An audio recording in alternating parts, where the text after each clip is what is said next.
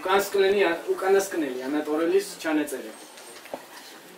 შავთეთრი სოფელი მაქვს. მეც სიკვდილი ვარ, ფანდურით და არაყით ხელში. სარკმლიდან მოჩანს შემოდგომის ჭრელი ხეები, მდინარის იქით ყველაფერი შავთეთრია.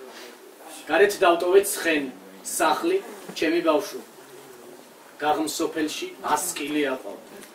სხედან ბავშვები ვიწრო სარკმელთან და შემობერილ ნიავს თვალებით ეფერებიან.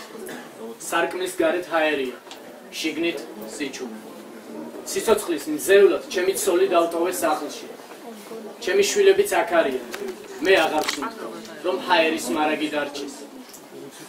მკვდარი რწმენაო. ამ წვრილ სარკმელში ღმერთიც ვეღარ შემოეტევა.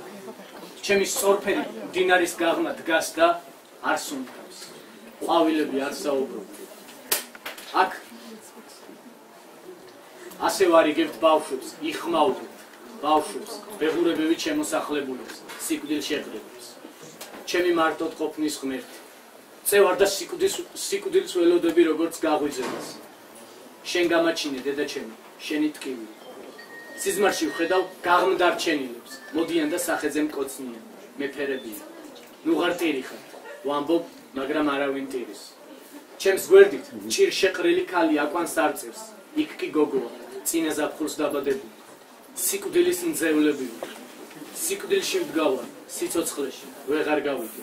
მე ლაზარე ვარ, მაგრამ გარეთ არავინ მიხმობს. ჩემი სიმშვიდე, უძირო ტბაში კლდესავით ჩაღუნებული. წუხელ წყალგაღმა დედაჩემმა ცოცხალი დამიტირა.